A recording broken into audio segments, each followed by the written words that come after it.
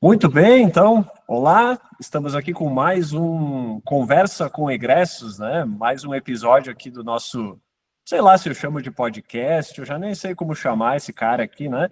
Mas Uma é uma websérie. entrevista. Oi, é uma websérie, muito bem, gostei dessa definição aí, né? Então aqui o objetivo é a gente conversar com egressos do curso de Criação Digital, de Jogos Digitais, do antigo Tecnologias Digitais. Sou o professor Marcelo Fardo, atualmente estou como coordenador aqui dos cursos da Universidade de Caxias do Sul, e esse já é o nosso quarto episódio, vamos chamar assim, né?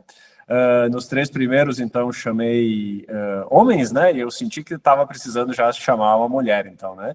E aí, aproveitando que a Mônica recentemente esteve aqui na nossa semana acadêmica também, numa palestra muito legal, aliás, foi uma das palestras mais notadas, né? Eu tive reunião essa semana com os professores e eles comentaram, teve uma palestra lá que excedeu, foi a que mais excedeu a capacidade da sala, que foi a palestra do Fardo lá com a Mônica lá. Eu digo, foi muito legal. A galera compareceu em peso. Então, mais uma vez, Mônica, muito obrigado pelo teu tempo, por disponibilizar aí, ficar à disposição para a gente poder trocar essa ideia e, enfim, seja muito bem-vinda. Te apresenta aí para o pessoal, quem é a Mônica Hillman aí atualmente, o que está fazendo da vida, seja muito bem-vinda. Obrigada. É uma honra, né? Ser uma das primeiras meninas a falar, porque A independente. primeira, a A primeira. primeira, mas vai que venha outras, então a gente vai ser as Mas primeiras. pode vir outra, mas tu vai ser a primeira. Sim. Que independente de qual é o curso de TI, eu acredito que até hoje é minoria em todos. Eu, atualmente, sou muitas coisas ao mesmo tempo. Meus cargos principais é que eu sou gerente de comunidade na Magalu Cloud e eu sou também instrutora na Alura e agora na Alura Start também. Aí eu também toco alguns podcasts, eu toco Nerd na Cloud, com o Jovem Nerd, também toco Cabeça de Lab, que é um podcast da empresa, do Luiza Labs. E sou egressa, né, do curso de Tecnologias Digitais, fiz pós-graduação em experiência do usuário, também em docência, fiz várias coisas aí nessa trajetória. Vamos começar então, já que tu tocou no assunto, vamos começar com a pergunta que tu já deve ter respondido 1 milhão de vezes, mas vamos lá, responde 1 milhão e uma então, né? A questão das mulheres na tecnologia, né? Já vamos começar por aí, caso as meninas estejam nos escutando aí, né? Então você já pode colocar essa questão logo de cara aí. Como é que é? A gente vê, né? Eu vejo nas aulas também, né? Aqui que o criação digital até tem um pouquinho mais, mas a gente vê também em ciência da computação, a gente vê nos outros cursos aqui da área da TI, a gente vê uma participação já foi menor, né? Hoje em dia ela varia durante o tempo, mas preponderantemente ainda é um espaço mais masculino, né? Como é que tu enxerga isso? É bom, é ruim, tem desafios, não tem? Como é que tu vê isso? Eu enxergo como algo ruim, porque eu acho que afasta outras mulheres quando tem poucas dentro do ambiente. Quando eu me formei na escola, acho que ninguém que eu conheço que era da minha turma ou das turmas que vieram depois, que foram meninas para a área de TI. Foi todo mundo para a área da saúde mesmo, fisioterapia, psicologia. Quando eu entrei, já tinha poucas mulheres no tecnologias digitais. Hoje eu acredito que tenha bem mais. Mas a gente era um curso pequenininho, né? Também a turma nem era tão grande assim para ter tantas mulheres. Mas quando a gente entrava numa sala que tinha que dividir a disciplina com outras pessoas, também a gente acabava sendo minoria, tinha 3, 4 numa turma de 40. Eu espero que tenha o cenário mudado, né? Mas quando eu faço meetups, encontro em universidades, o pessoal até vem as professoras num tom positivo falar que mudou o cenário, mas meu público nunca é mais de 20% mulher, nunca mais do que 30%. Então, eu não acho que extinguiu o problema nesses 6 anos que eu me formei. Eu acredito que ainda continua, mas está melhorando. Hoje tem muitas iniciativas de incentivo mesmo. As meninas estão tudo indo para a rede social, falar rotina, falar que não precisa estar encaixado numa caixinha de estereótipo para ser da área de tecnologia. Eu acho que isso ajuda a atrair essa mudança. E até de professor, né? Se for comparar, eu não tive tantas professoras mulheres quando se trata da área de tecnologia. Interessante, no meio universitário, né, e eu falo por mim, pela minha própria experiência, né, Já tenho várias colegas aqui, mulheres, né? Já tive tanto de instâncias superiores, né? Mulheres, a gente teve uma diretora aqui, né? A única coisa que não tivemos ainda foi uma reitora aqui na UX, né? Mas a gente vê as mulheres em cargos mais altos aqui, né? E pelo menos nunca ouvi falar de nenhuma discrepância salarial. Então, pelo menos no ambiente universitário, eu não sinto tanto isso aqui, né? Mas claro, né? É o que eu observo. Pode ser que eu esteja também enviesado, né? Não, Mas na área da educação tende a ter mais mulher. De todas as experiências que eu tive de trabalho, sempre que eu tive mais colegas mulheres foi em instituição de educação. uhum. Mas beleza, então vamos lá. Depois que tu se formou, conta um pouco então como é que tu chegou até ali, enfim, nessa posição que tu ocupa hoje, né? Como é que tu chegou até aí?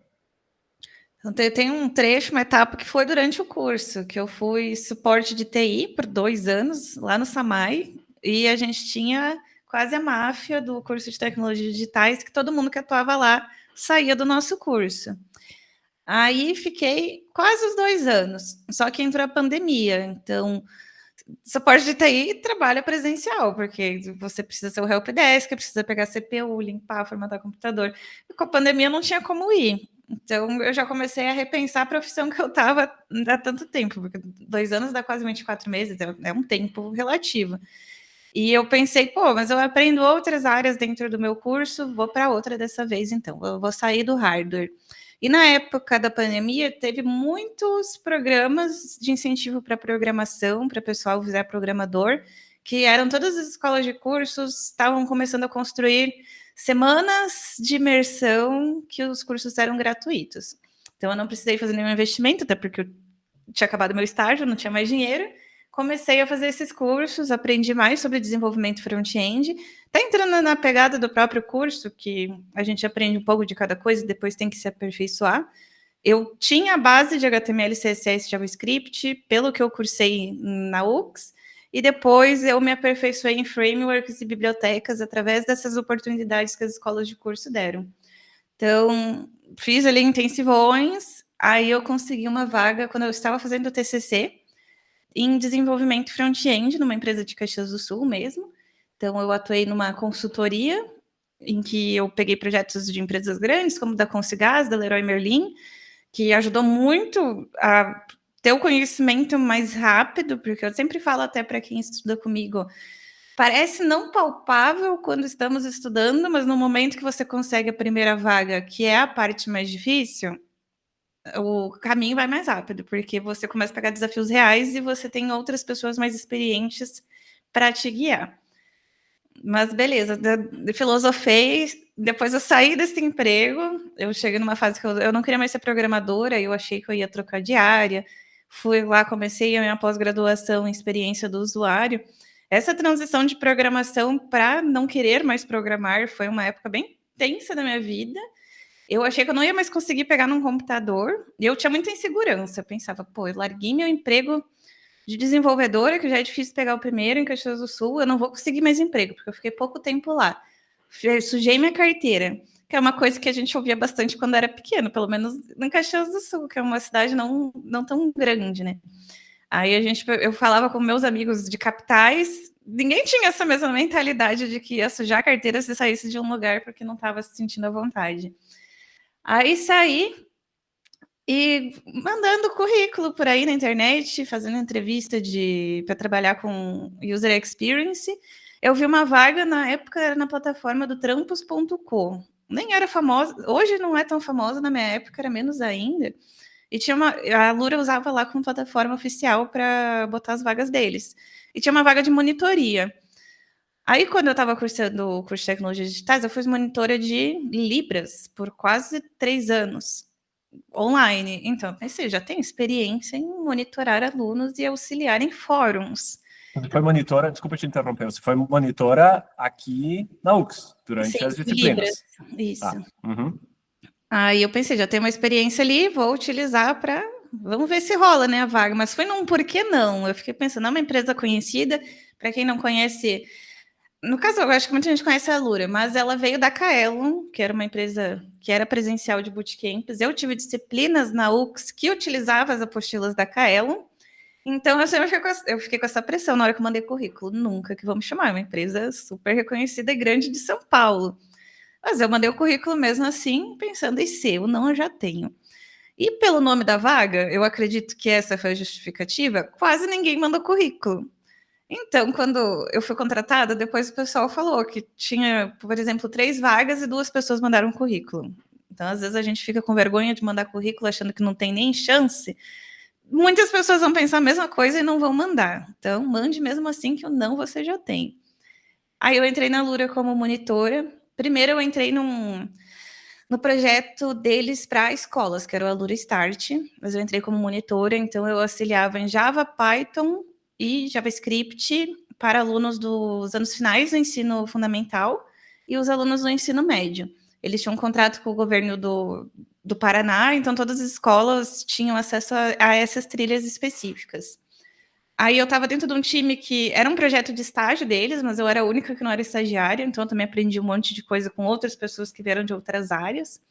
E depois de um ano atuando como monitora, me ofereceram a proposta de ser instrutora.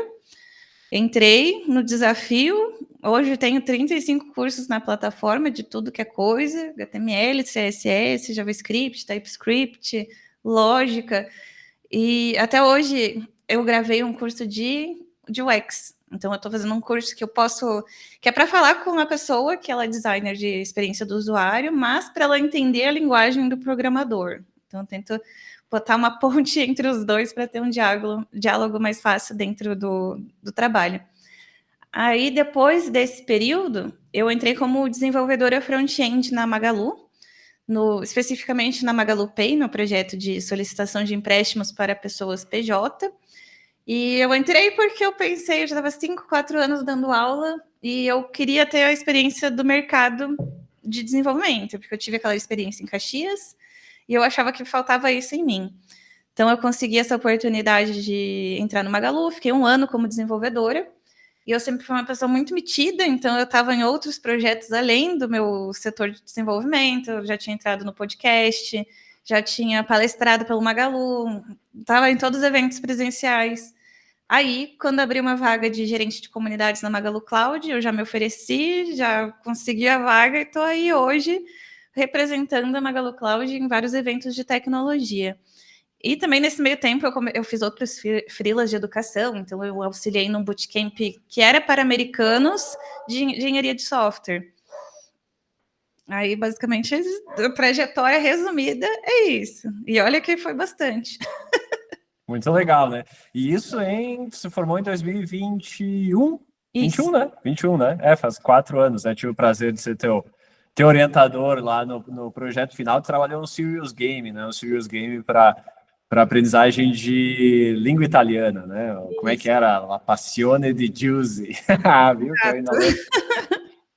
Tem esse daí, tem o Gato Sabrino, né? O Gato Sabrino é um ícone. Sabe que alguém entrou lá no vídeo do Gato Sabrino e fez um comentário. Alguém que estava na tua palestra lá outro dia achou o Gato Sabrino.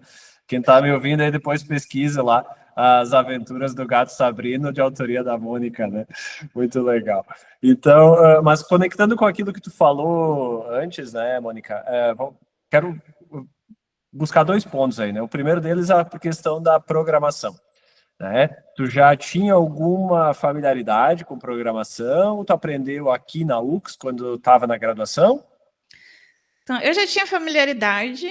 Eu tive meu contato a primeira vez com programação muito nova, acho que com uns 12 anos, mas mais para brincadeira. Então, eu utilizava muito o Tumblr.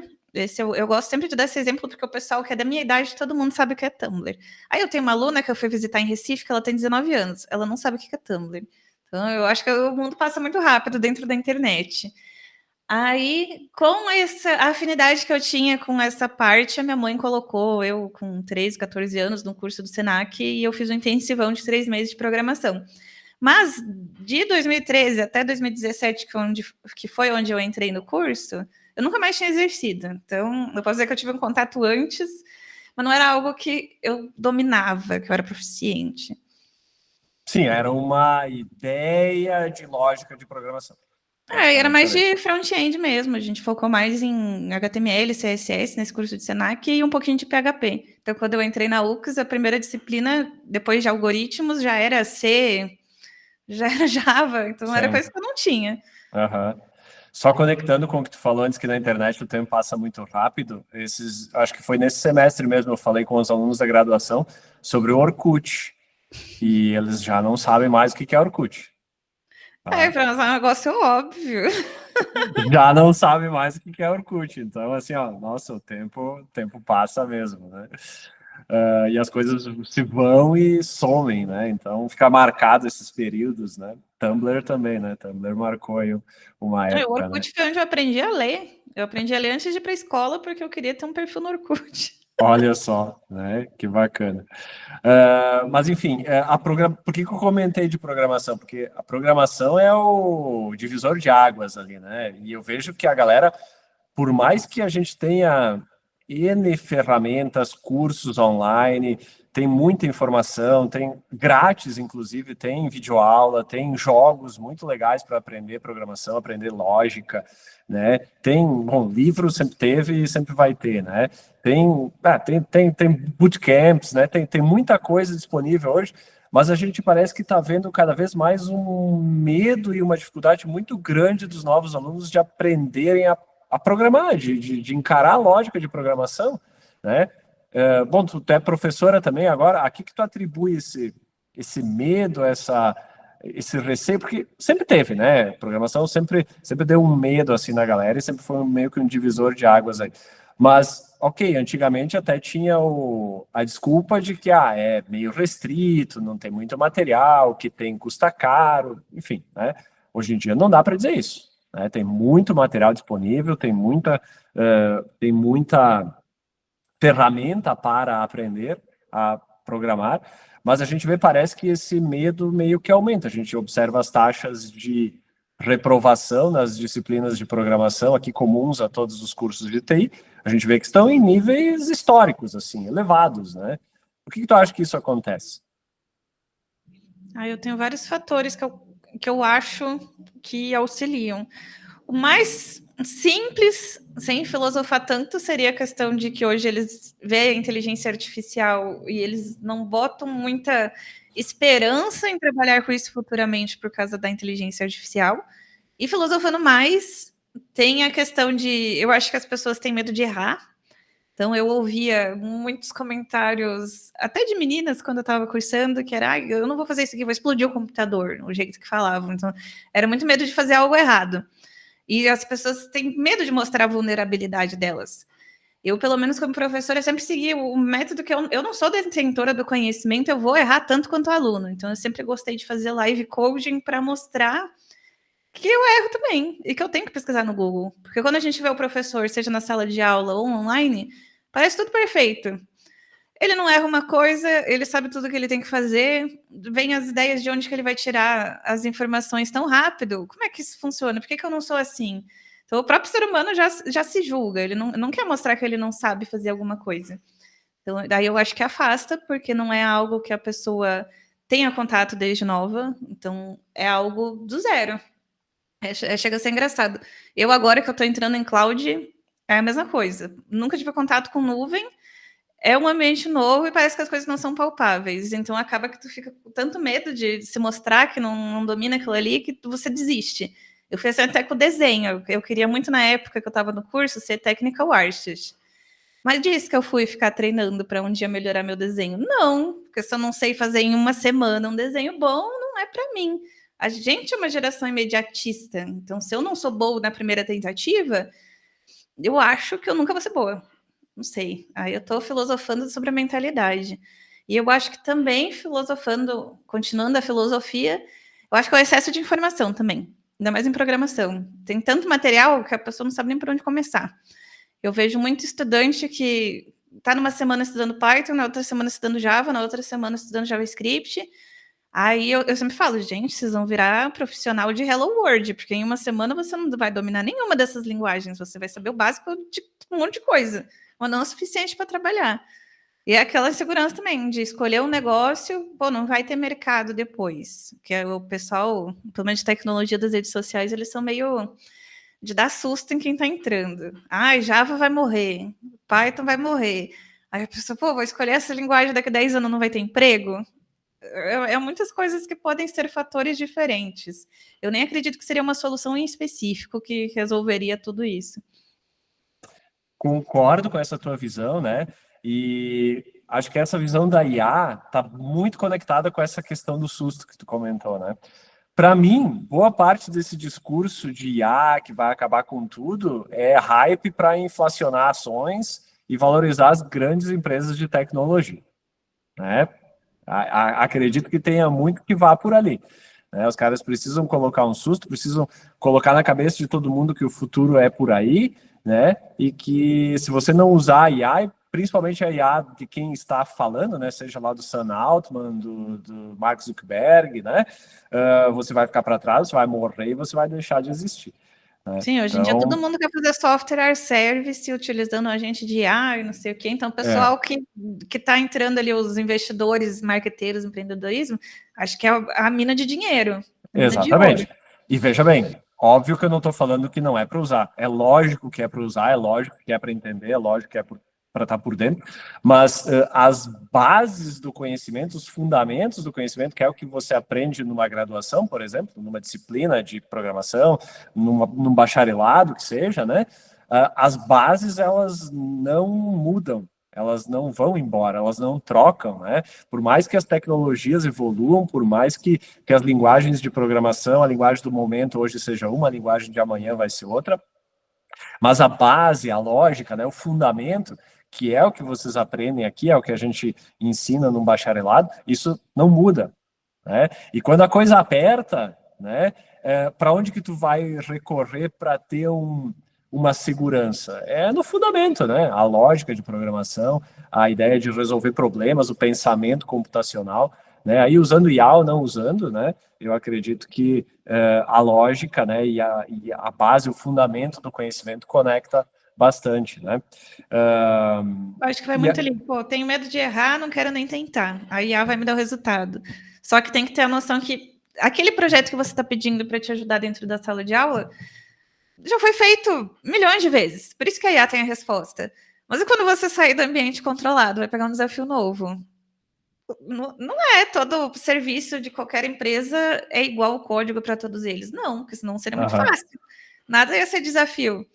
Então, Sim. é isso. Mesmo que tenha facilidade, ela seja tentadora, tem que entender, porque depois você não vai saber corrigir a própria coisa que a inteligência artificial te passa. Uhum. E o momento de errar é durante a graduação também, né? É enquanto você está aqui no ambiente controlado, ambiente tolerante a erros, né? Na graduação você tem isso. Talvez no mercado de trabalho você não haja Não vai tanta... perder dinheiro num projeto de estudos. Agora, tipo, um Exatamente. da vida, se fica 2 minutos fora do ar, é um prejuízo de milhões. Você já gera um prejuízo, exatamente, né? Mas deixa eu só comentar uma experiência minha contigo para ver o que tu acha também, aproveitando essa deixa que tu colocou do professor que sabe tudo, né? Eu concordo contigo nesse pensamento de que o professor não deve saber tudo, e eu assumi uma disciplina de programação também há uns 2 anos atrás, acho que foi 2023, se não me engano. Eu peguei uma disciplina de programação e, lógico, quando você assume uma disciplina pela primeira vez, você até herda uma lista de exercícios que os professores usam, né? Mas eu não, quer dizer, eu até tinha a correção de todos eles. Eu tinha lá, o gabarito estava junto lá, era só acessar e ir lá para frente mostrar que eu sou o senhor sabe tudo, né? Mas eu, exatamente com esse pensamento que tu colocou, eu disse, não, eu vou fazer os exercícios lá junto com a galera, para mostrar para eles que, né, que nem você falou, Processo que de aprendizado, que o acontece processo, com todo mundo. que todo mundo erra, né, que tá tudo certo, tá tudo bem, né, e tu sabe que e aí, olha só como as coisas acontecem, né, depois eu recebi na avaliação online, que nós temos a nossa avaliação aqui, semestral, né, que, de forma anônima, um aluno comentou de forma crítica, né? Como é que pode o professor errava os exercícios no quadro? Eu vi o professor pesquisando no Google. Como pode isso? Percebe? Isso foi visto como negativo, né? Então eu até fiquei pensando comigo, pô, né? E isso que eu coloquei para eles, isso, Mônica. Eu falei, olha, galera, eu tô aqui, né? Eu não olhei, né? Eu vou aprender, eu vou fazer aqui junto com vocês para vocês verem que de fato às vezes tu precisa parar e pensar numa solução. Então, lógico, a grande maioria deles eu resolvia, né? Com um olho fechado, né? Porque os exercícios iniciais lá e tal. Mas chega um momento que cresce um pouquinho a complexidade, os exercícios novos, e de fato, não, peraí, né? Ah, dá para resolver assim, dá para fazer assado. Aí depois eu ia lá, olhava, né, a resposta e colocava lá. E veio isso. Isso me marcou, sabe? Me marcou porque eu Mas eu tinha. ia perguntar, mas de tantos alunos que tinha, você recebeu um feedback negativo. E eu sei que é sempre o que fica. É, Eu também já levei, é os únicos que eu guardo na minha cabeça. mas marcou porque, enfim, né, o aluno depois ele foi mal na prova, óbvio, né? Quer dizer, não sei se era ele, desconfio que era, né? Porque a gente não tem acesso às avaliações, né? E aí, nossa, deu um bafafá ali, veio mãe de aluno ali, mas enfim, isso aqui é só uma. Tem questão de ego também. É, Como é que pode o cara ser, quer pode mandar ser. em mim e me ensinar se ele não sabe mais do que eu? É uma É, questão de ego. Mas eu acho que é bem um desafio mesmo da educação mais moderna, que é tudo ali as metodologias ativas, a sala de aula invertida. Eu não acho que é todo mundo que vai se adaptar. Realmente, tem gente que quer sentar lá e que conhecimento venha e ele faça por osmose e entre dentro da cabeça dele. Mas sim, para mim, fica muito mais divertido. Pô, eu chegar com um projeto ali, vamos todo mundo sentar aqui, vamos fazer junto. E agora, para colocar isso aqui na tela, como é que a gente faz? E vai indo, pergunta para o pessoal. Eu acho que é o paraíso do aluno palestrinha. Eu tinha muitos alunos que tentavam até me interromper em aula ao vivo para dar a resposta, mas eu acho que aí tu até consegue dar um jeito melhor de lidar com quando acontece essa situação. sim. O nosso currículo foi remodelado em 2017, foi o ano que tu entrou até, né? 2017 tu entrou, né, na Sim. graduação. E tu pegou bem o início desse novo currículo nosso, né? Com projetos, né?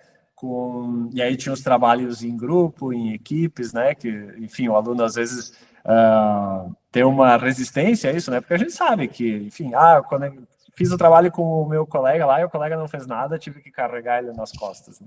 Isso a gente vê bastante o pessoal, enfim, reclamando e achando isso ruim, né? Mas tu acha que, de certa forma, isso te preparou um pouco também para uma realidade de mercado onde é muito. São muito raras as vezes que você vai atuar sozinha, você sempre está conectado com uma equipe, né, para resolver um problema, né? Um problema, na maioria das vezes, não é, Mônica, você precisa sozinha resolver isso, não vai falar com ninguém para resolver isso. Essas coisas que a gente resolve sozinha são as coisas pequenas, vamos dizer assim, né? Os problemas pequenos, mas os problemas realmente significativos para uma empresa, para uma organização, são resolvidos em times, né? Tu acha que essa formação te preparou de alguma forma para isso? Eu acho que sim. A gente hoje em dia fala bastante da questão de soft skills. Então, mesmo que seja um projeto temático que você vai utilizar tudo que você aprendeu, quando entra no fator de soft skills, que numa vaga que tem 1.000 pessoas tentando, mas a pessoa que vai te recrutar, ela interpreta que tu tem ali capacidade de comunicação, negociação e outras X capacidades, chega a ser até um fator diferencial. E eu acho que uma questão bem regional de personalidade é que o pessoal do Sul é mais fechado. Eu acho que dá até então esse choque quando entra na faculdade, tem que fazer as coisas em dupla, em grupo e tem que sair daquele individualismo. Mas é isso aí mesmo que você falou. Quando entrar no mercado de trabalho, não existe trabalhar sozinha. Hoje eu estou num setor que eu trabalho a única pessoa de gerenciamento de comunidades do Magazine Luiza inteiro, nessa questão de tecnologia.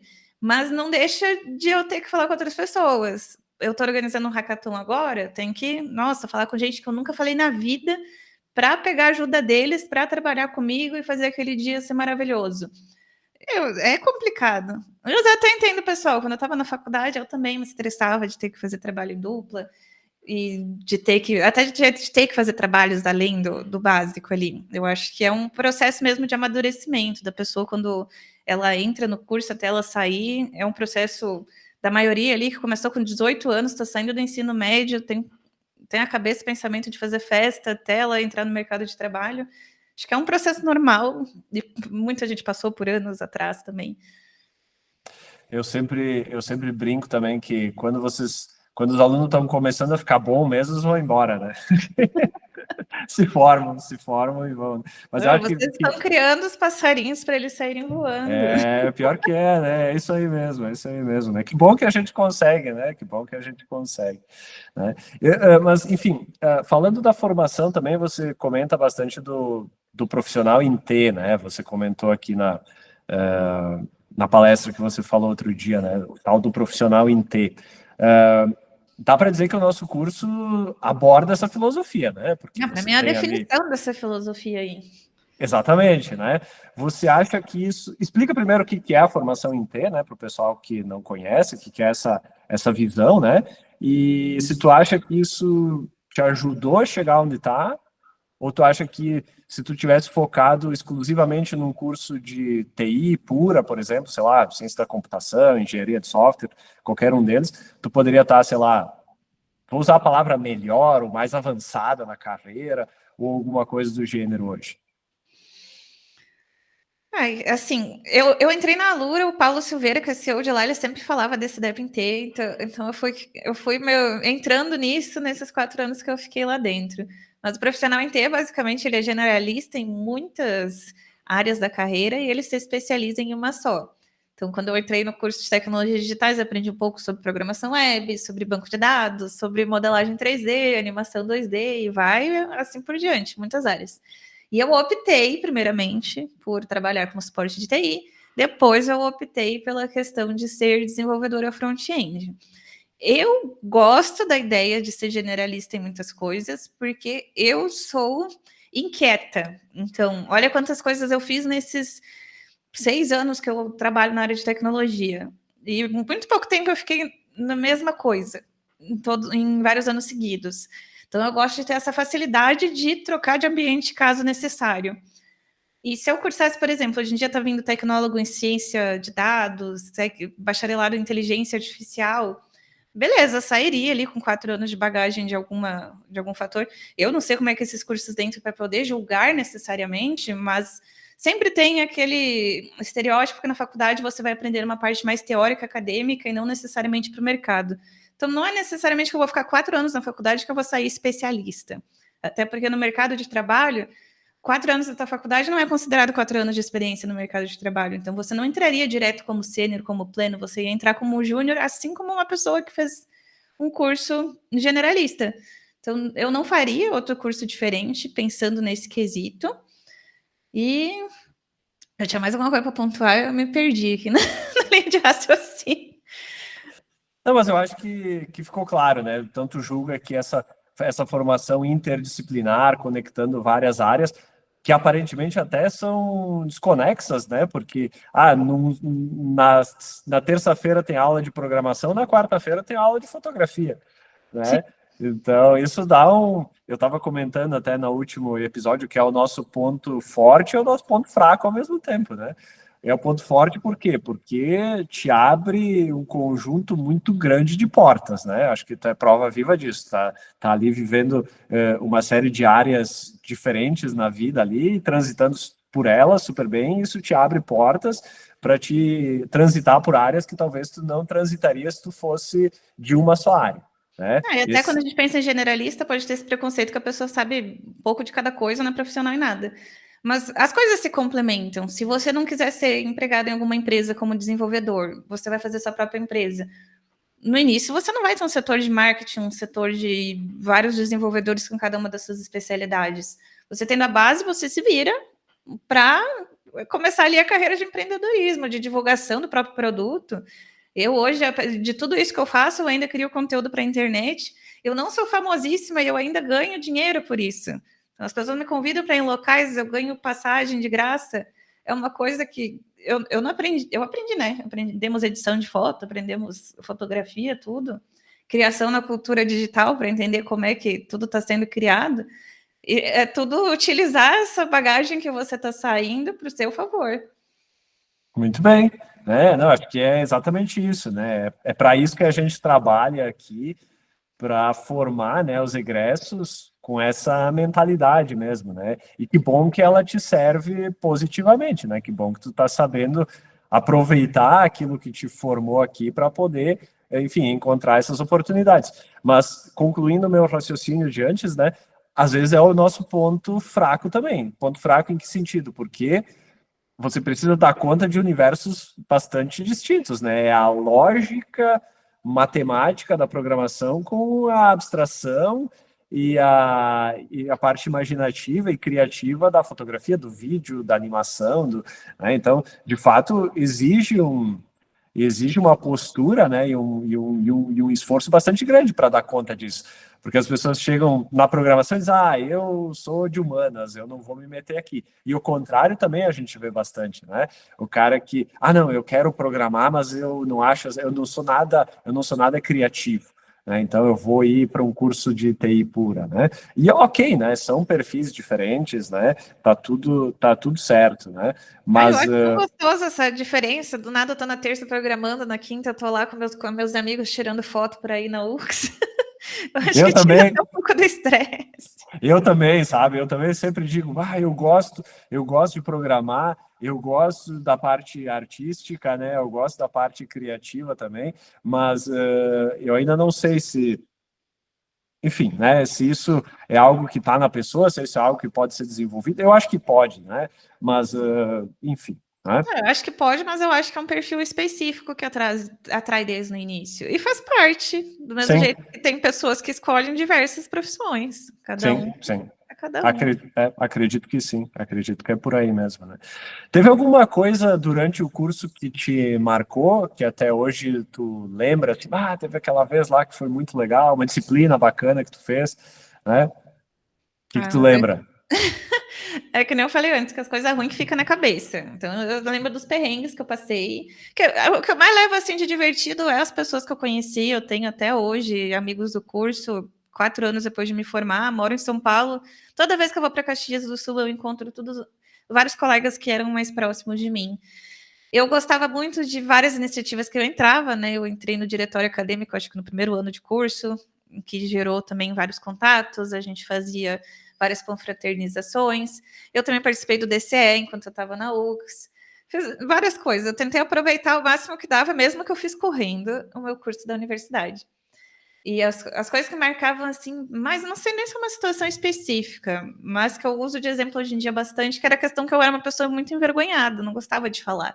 Eu tinha pavor de ir na frente para apresentar um trabalho. E hoje eu ganho, minha profissão é ir na frente de público, fazer apresentações. E eu acho que essas disciplinas que iam além da parte lógica auxiliaram, certamente. Eu não saí da faculdade 100% pronta para o que eu faço hoje, mas se não fosse essas questões e eu ficasse sempre na frente do computador durante esses 4 anos, talvez não teria gerado o que eu sou hoje. Que legal, que bom que a gente te colocou lá na frente a apresentar coisas, então, né? É. Tu já, vamos falar um pouco sobre a escolha do curso, então, né? Eu sei que o teu irmão fazia antes, né? Ele estava quase se formando, acho, quando tu entrou, se não me engano, Mas ou formou não. 2 anos antes que eu, acho. Enfim, ele já estava fazendo, né? O teu irmão também foi nosso aluno aqui. Mas o que te fez escolher tecnologias digitais na época? Então, esse várias reviravoltas que chegaram no tecnologias digitais. Naquele curso do Senac que eu fiz de programação lá nos meus 13 anos, o professor ele também era formado em tecnologias digitais. E porque eu era uma das pessoas que mais levava a sério da turma, mesmo com a minha idade, ele sempre incentivou eu a entrar nesse curso. Coincidentemente, anos depois, meu irmão entrou também. Então eu via ali as experiências que ele tinha e era algo que parecia interessante. E quando eu estava no ensino médio, eu não pensava em trabalhar com computação, para ser sincera. Mesmo que eu tinha essa afinidade, eu estava sempre jogando, tinha vários amigos virtuais por aí. Eu tive computador desde os meus 5 anos, era o que eu sabia fazer, ficar no computador, basicamente. Como eu tinha de exemplo de pessoas formadas que trabalhavam na área, minhas professoras de escola, eu acho que naturalmente eu queria ser professora de escola por causa disso. Eram as pessoas que eu admirava, passava 5, 6 horas por dia com essas pessoas, então, eu tinha muito interesse em virar ou professora de matemática ou professora de artes. E eu nunca nem fui boa com números dentro da universidade. A única matéria que eu tive que repetir foi de geometria. Ainda bem que eu não entrei em matemática, 4 anos estudando cálculo. Mas, enfim, Aí eu tendo esses dois interesses de exatas e humanas ao mesmo tempo, eu acho que foi o que me empurrou um pouquinho para tecnologias digitais. Eu cheguei a fazer o vestibular de arquitetura, de outras áreas, mas ainda bem que eu não fui. Aí foi isso, aí eu já tinha esses incentivos, e quando eu fui tentar o financiamento pelo FIES para fazer a faculdade, o curso de tecnologias digitais tinha vaga que eu conseguia entrar. E aí entrou. E não se É. arrepende. Não, eu sempre falo, eu não faria outro curso. Eu talvez complementaria fazendo outra graduação mais específica, mas eu não mudaria se eu voltasse no tempo. Sim. Uhum. Aproveitando, então, para a gente ir se encaminhando para os finalmente aqui, né? Ah, que mensagem tu deixaria para a Mônica de 2017, né? E aí eu digo a Mônica de 2017 no sentido de uma menina, uma mulher, né? Chegando aí, novinha, né? Com 17 anos, com medo de ir lá na frente apresentar, com medo de programar, com medo de se candidatar a alguma vaga de alguma coisa, porque vai ganhar um não, porque vai ser, né, rejeitada, enfim, né? Que mensagem tu deixa para essa galera que está começando aí hoje? Eu vou ser bem clichê de não tentar planejar tanto a vida assim, porque eu tinha muito específico. Eu vou sair da faculdade com tantos anos, eu vou fazer mestrado até tantos anos e eu vou ser isso aqui. A vida real não é assim, a gente dá várias voltas, a gente faz diversas profissões, entra em diversas empresas. Então, aí com o coração aberto mesmo para aprender novas coisas, não ter medo de testar novas tecnologias, de estar em novos ambientes. Lembre-se de conversar com pessoas, sair da zona de conforto, porque querendo ou não, networking ajuda muito na vida. E basicamente seria esses. E faça os trabalhos, faça coisas além do que pedem, faça seu portfólio. Parece quando você está novo e está dentro de Caxias do Sul e que você não tem expectativa de sair da cidade que você mora, que é besteira. Mas quando você começa a sair da sua bolha e pensar mundialmente e que você pode estar em qualquer lugar, independente de onde você veio, você vai precisar mostrar o que você fez até agora na sua trajetória. As pessoas não vão confiar só pelo que você está falando. Exatamente, né? Muito bem. E bom, a gente falou isso na passada, assim, mas você está em São Paulo, né? Tá morando aí faz quanto tempo já? Acho que faz uns 2 anos e meio. Já faz bastante tempo. Logo depois do finalzinho da pandemia, tu já foi para lá, Sim. basicamente, né? Aham. E como é que é a vida ali em São Paulo? Até foi uma pergunta, né, na palestra que eu fiz, como é que é para alguém que saiu de Caxias do Sul morar em São Paulo. A estratégia que eu fiz foi não morar na capital. Então, eu moro numa cidade interior que eu tenho acesso de trem para São Paulo. Então, é muito fácil o acesso lá para estar em tudo que é coisa que acontece. É loucura, mas aqui tem muito mais opção de onde trabalhar. Mas a concorrência também é muito maior. Então, por isso que entra bastante dessas coisas de trazer o diferencial, trazer um portfólio, trazer essa habilidade de comunicação, que é algo que se desenvolve. Eu não acho que eu tinha há 6 anos atrás. Então, é isso, é desenvolver coisas que às vezes você acha que é banal, porque pode ter a oportunidade de trabalhar numa empresa grande. Tem gente que não tem esse sonho, né, de trabalhar em empresa grande, mas eu sempre tinha. Se for para sair daqui, eu quero trabalhar numa empresa que todo mundo conhece. Aí eu sempre tinha na cabeça, quero trabalhar, sei lá, no Nubank, trabalhar numa empresa de jogos famosa. Eu caí no Magazine Luiza, que não deixa de ser que todo mundo conhece, tem em toda a cidade. Uhum. Mônica, quem quiser te seguir no Instagram, o que tem ali para a galera te acompanhar, saber o que tu está fazendo, acompanhar os teus podcasts, o que tu deixa aí para a galera? Depois eu vou pedir para te me mandar também, eu deixo na descrição do vídeo aí. Mas pode fazer o teu fazer o teu merchan, né? Apesar de nós não termos patrocinador, quem sabe, né? Olha ali, quem sabe, será que a Magalu não patrocinaria, né? Então, meu LinkedIn, ele é Mônica Hillman. Aí lá eu boto também tudo que eu faço de trabalho. E o Instagram de conteúdo de tecnologia, que eu também boto de trabalho, boto dicas, boto sofrências que eu já tive na vida, compartilho tudo por lá. É Moni Hillman, porque é o codinome lá da Lura, porque todo mundo falava. Sempre que um professor começa a ter muito aluno, ele usa o apelido e o sobrenome. Eu comecei faz 4 anos a falar Moni Hillman e pegou. Vou nos locais, ninguém me chama de Mônica. Muito bem. Beleza, então. Mônica, alguma coisa que tu queria complementar, que a gente não passou, mas acho que o papo foi bem interessante, bem produtivo. Esquecemos alguma coisa? Acho que não. Acho que não. Então é isso. Te agradeço mais uma vez, né? Muito obrigado aí. E boa sorte, bom trabalho aí e sucesso nas tuas empreitadas aí. Conte sempre com a gente. Sabe que a UX aqui tá sempre aberta quando precisar de nós aqui. Digo mesmo, obrigada pelo convite. E para quem estiver ouvindo, leve meus conselhos aí. Faça o que eu digo e não faça o que eu faço, o que eu fiz, né, quando estava na graduação. É isso aí, viu? Não é só o professor falando, a Mônica tá assinando embaixo aí. Valeu, obrigado, Mônica. Até mais. Até mais.